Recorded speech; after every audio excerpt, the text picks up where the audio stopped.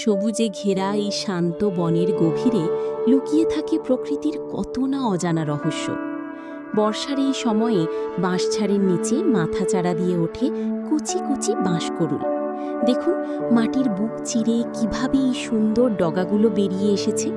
আমরা আজ এগুলোই সংগ্রহ করছি আমাদের রাতের খাবারের জন্য। প্রতিটি বাঁশকরুল যেন প্রকৃতির এক অনন্য উপহার। ঝুড়ি ভর্তি বাঁশকরল নিয়ে আমরা এখন চলেছি নদীর শান্ত জলের টানে। বনের এই সরু পথ দিয়ে হেঁটে চলা এক অন্যরকম রোমাঞ্চ। দূরে পাহাড় আর সামনে বয়ে চলা নদী। আমরা ভেলায় চড়ে মাঝ নদীতে যাচ্ছি। চারপাশের এই নীরবতা আর জলের মৃদু কলতান মনকে এক অদ্ভুত প্রশান্তি দেয়। দেখুন, প্রকৃতি এখানে কত সাবলীল।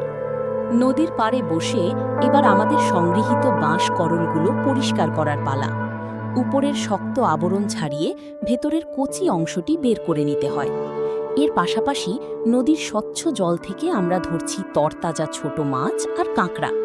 পাথরের খাঁজে লুকিয়ে থাকা এই মাছগুলোর স্বাদই অন্যরকম, একদম সরাসরি প্রকৃতি থেকে প্লেটে। এইবার আসল স্বাদ যুক্ত করার সময়। কুচানো বাঁশকরলের ওপর আমরা দিয়ে দিচ্ছি লাল মরিচের গুঁড়ো, রসুনের কুচি, ধনেপাতা এবং আমাদের বিশেষ ঘরোয়া মশলা। সবশেষে গরম তেলের ঝাঁঝালো ফোড়ন।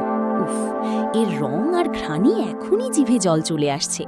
এটি হবে আজ আমাদের খাবারের প্রধান আকর্ষণ। পাশেই কয়লার আগুনে গ্রিল হচ্ছে নদীর সেই মাছ আর কাঁকড়াগুলো। আগুনের তাপে ধীর লয়ে যখন মাছগুলো বাদামি রং ধারণ করছে, তখন এক অদ্ভুত মায়াবী পরিবেশ তৈরি হয়েছে। সাথে বন্ধু যখন গিটারে সুর তুলছে, তখন বনের এই অন্ধকার রাতে ক্লান্তিগুলো সব হারিয়ে যাচ্ছে। প্রকৃতির সাথে মিশে গিয়ে এমন একটি দিন কাটানো ভাগ্যের ব্যাপার। বাঁশকরলের সালাদ আর পোড়া মাছের এই স্বাদ হয়তো অনেক দিন মুখে লেগে থাকবে। প্রকৃতির এই দানকে শ্রদ্ধা জানিয়েই আজ আমরা বিদায় নিচ্ছি। আবার দেখা হবে নতুন কোনো অভিযানে।